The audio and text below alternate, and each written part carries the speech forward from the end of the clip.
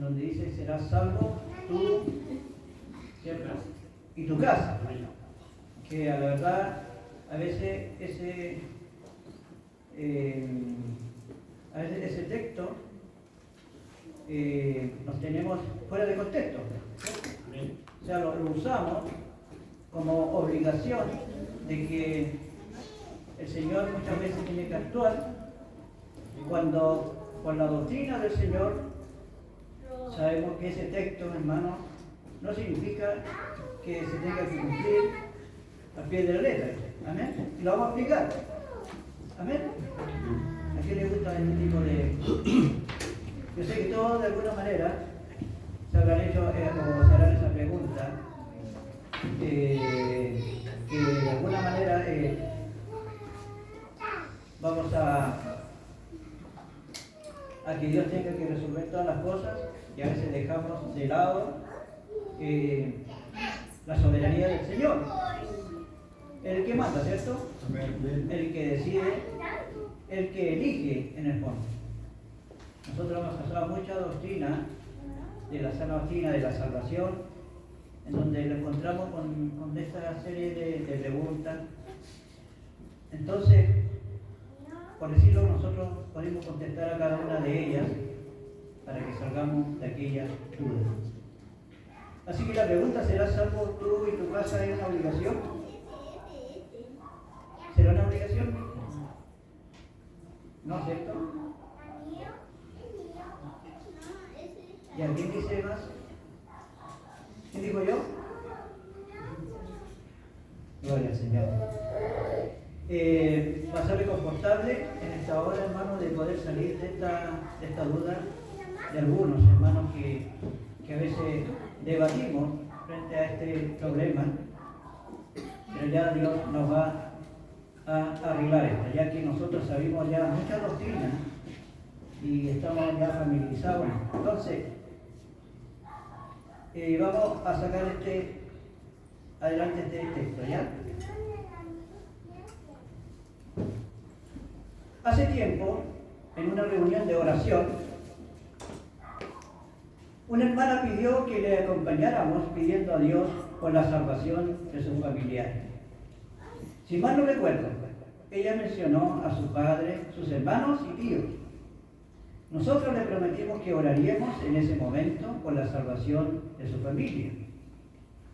Pero antes de comenzar a orar, ella nos dijo: yo tengo fe que Dios salvará a mis familiares, porque en su palabra dice: cree en el Señor Jesucristo y serás salvo tú y tu casa.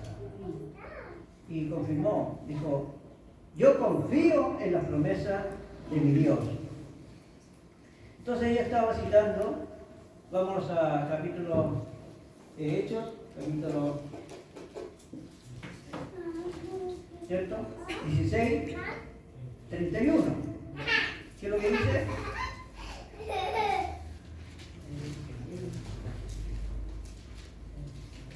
Ellos dijeron: cree en el Señor Jesucristo y serás salvo tú y tu casa. Entonces, ¿cuál es el contexto del pasaje? Bueno, en Hechos 16, 31 es dicho por Pablo en medio de su encarcelamiento junto a Silas, poco después de haber sido azotados. Ellos habían sido puestos en el calabozo. Y mientras oraban y cantaban himnos a Dios, sobrevino, de repente un gran terremoto, de tal manera que los cimientos de la cárcel se sacudían y al instante se abrieron todas las puertas y las cadenas de todos se soltaron. ¿Me siguieron con eso? ¿No?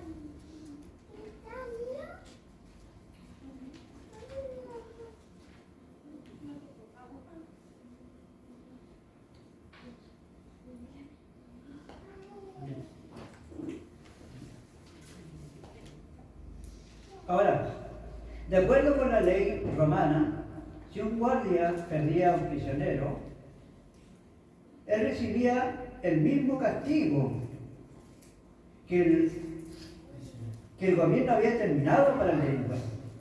De modo que el carcelero entró en un estado de pánico, al punto de buscar su espada para quitarse la vida. Los gritos de Pablo evitaron su suicidio, al explicarle que todos los presos seguían dentro de la cárcel. Luego de tan emocionante escena, el carcelero preguntó a los misioneros: señores, ¿qué debo hacer para ser salvo? En el capítulo 16:30.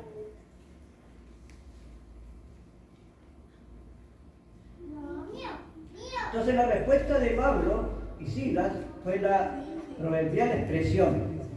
¿Qué le dijeron? Cree en el Señor Jesucristo y serás salvo tú y tu casa. ¿Cierto? Entonces, como la señora en la reunión de oración, estas palabras han sido extendidas por muchos como una promesa directa de parte de Dios para ellos mismos. Ellos han visto en este versículo una razón para creer que sus familiares no creyentes llegarán algún día, tarde o temprano, a creer en Cristo como Salvador. Es Hechos 16:31 una promesa de Dios acerca de la salvación de nuestros familiares.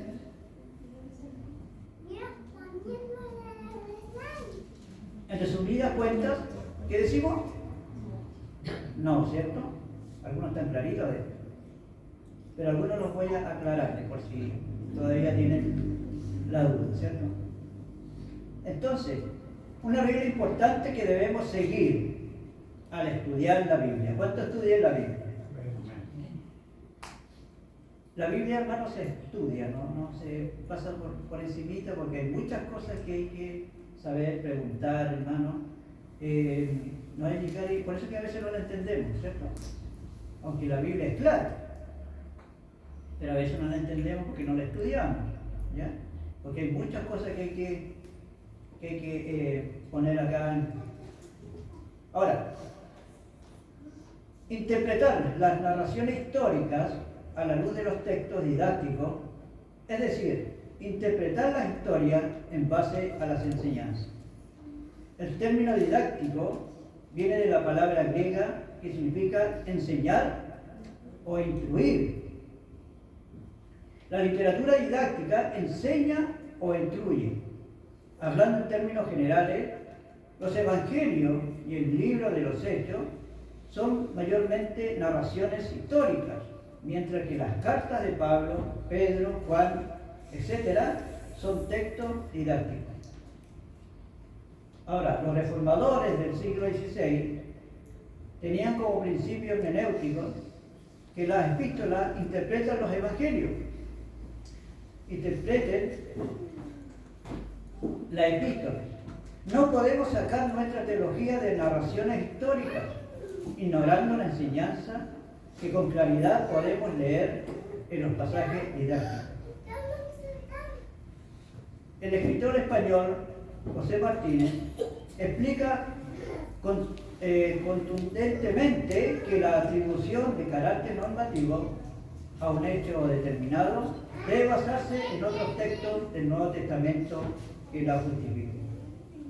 Sin el debido apoyo del resto del Nuevo Testamento, no debe generalizarse ninguna experiencia personal o práctica eclesiástica y propugnar su repetición como si fuese exigible a todo cristiano y a toda iglesia local.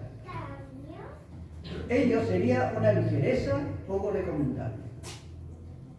Si Pablo le dijo al carcelero de Filipo que su familia sería salva si él creía en el Evangelio, pero eso fue el apóstol Pablo al carcelero de Filipo. O sea, una promesa particular, dada en el tiempo, no una promesa que yo pueda dar a quien yo quiera. No hay ninguna enseñanza en la Escritura de que mi conversión va a resultar en la conversión de mis familiares. Lo que sí se nos enseña es la conversión personal de cada individuo. Romanos 19. ¿Qué dice Romanos 19? Que si confesares, ¿cierto?, con tu boca que Jesús es el Señor y creyeres en tu corazón que Dios le levantó de los muertos, será salvo. O sea, el Evangelio es para los que creen, ¿cierto? A los que creen, Dios los va a salvar. Y una creencia y una fe, claro, obviamente, dada por el Señor. Porque no todo el que me diga Señor, Señor, entrará al reino de los cielos, sino todo aquel que haga la voluntad de Dios. Ahora, en Hechos 16:31.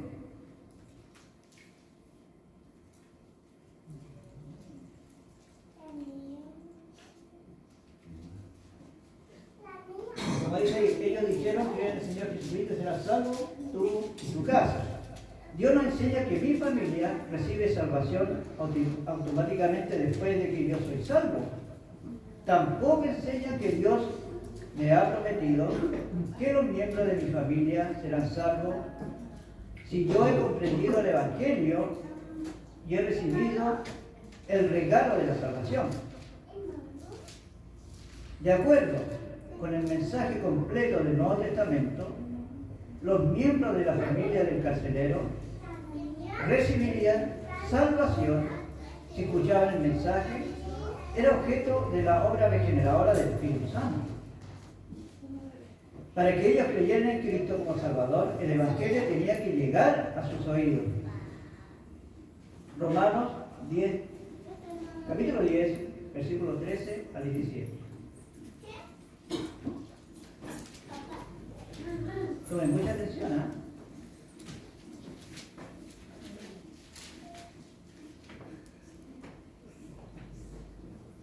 Alguien que me lo lea, por favor. Porque todo lo que aquel que invocare el nombre del Señor será salvo. Del 13 al 17. ¿Cómo pues invocará aquel en la cual no ha creído? ¿Y cómo creerán en aquel a quien no ha oído? ¿Y cómo oirán sin saber quién le ha predique? ¿Cómo predicarán si no fueren enviados? Como está escrito, cuán hermosos son los pies de los que anuncian la paz, de los que anuncian buenas nuevas, mas no todos obedecieron al Evangelio. Pues Isaías dice, Señor, ¿quién ha creído en nuestro anuncio? Así que la fe es por el oír, y el oír por la palabra de Dios. Amén. Y el Espíritu Santo tenía que hacer su obra de salvación.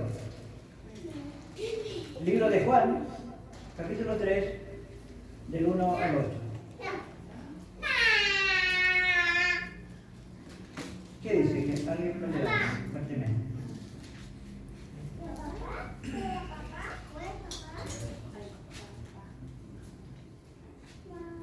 Había un hombre de los fariseos que se llamaba Nicodemo, un principal entre los judíos. Este vino a Jesús de noche y le dijo, Rabí, sabemos que has venido de Dios como maestro, porque nadie puede hacer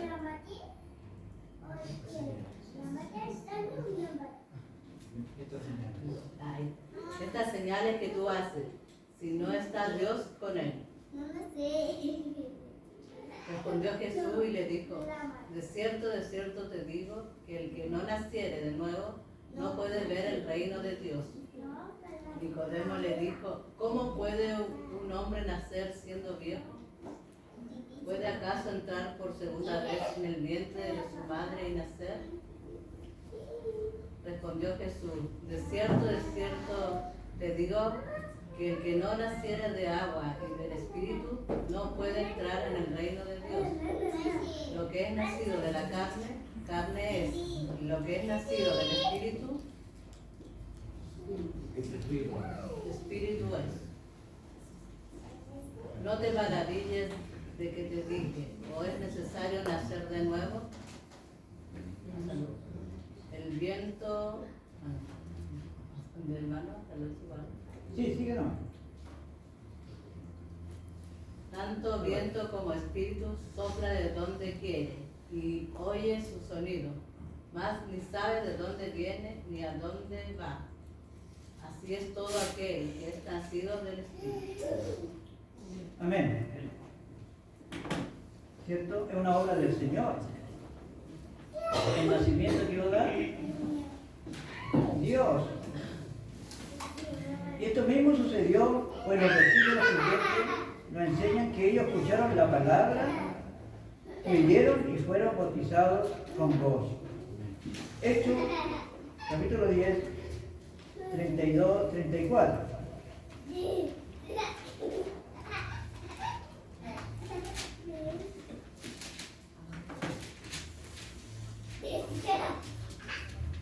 Por favor. Entonces Pedro, abriendo la boca, dijo: en verdad comprendo que Dios no hace acepción de personas, sino que en toda nación se agrada del que le teme.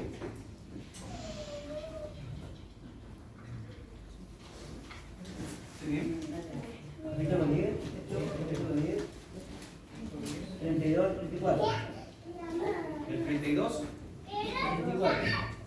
Envíe pues a Jope, haz venir a Simón, el que tiene por sobrenombre Pedro, el la cual mora en casa de Simón, un curtidor, junto al mar, y cuando llegue él te hablará. Así que luego envié por ti, tú has hecho bien en venir. Ahora pues, todos nosotros estamos aquí en la presencia de Dios para oír todo lo que Dios te ha mandado.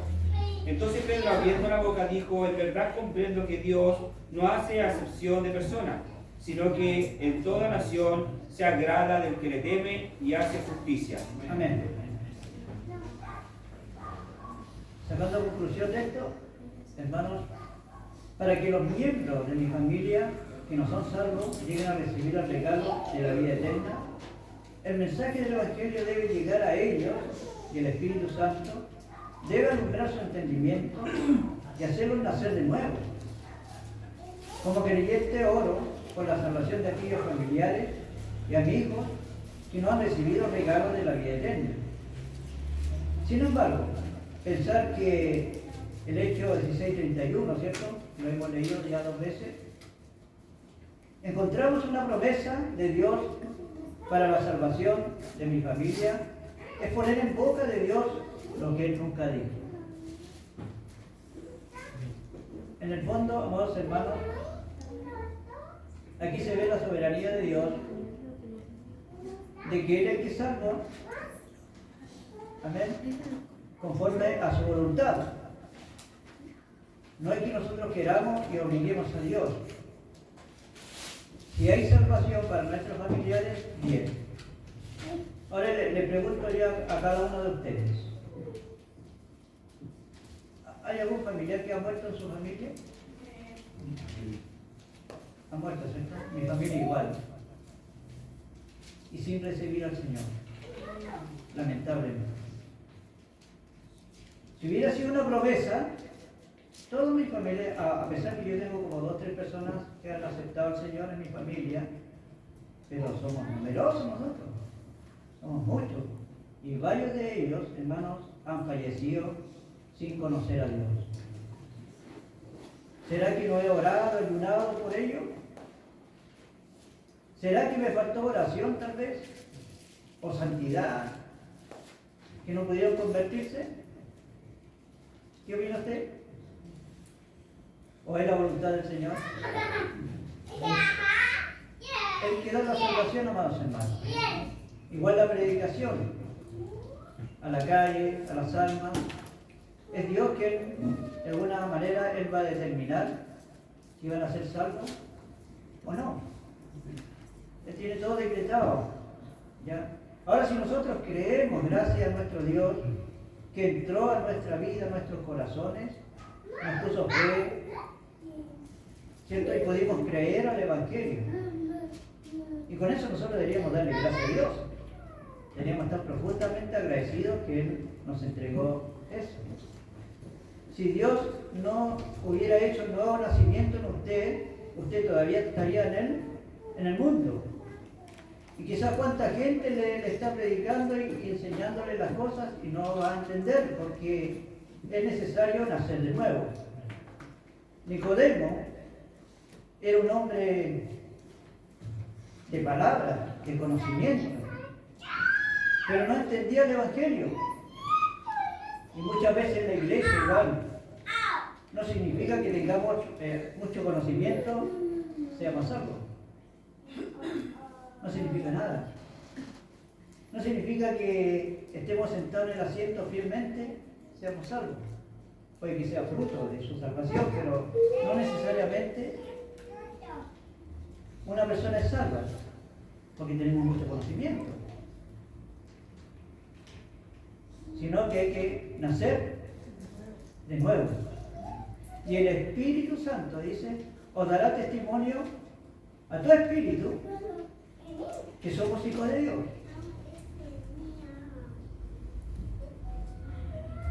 Así que, amados hermanos, prácticamente la salvación es de nuestro Dios, es del Señor. Es pecar decir, mi mamita, mi abuelita se fue porque yo no oré y nos pegamos en el pecho. No, tenemos que dejarlo a la voluntad del Señor. Amén. Quizás tenemos a nuestros seres queridos más, hermanos más cercanos, y no se eche la culpa porque al final nosotros no somos los que hacemos o tenemos la salvación, hermanos, en nuestras manos para entregarla, cuando solamente el Espíritu Santo lo puede hacer. Amén. Vamos ahora.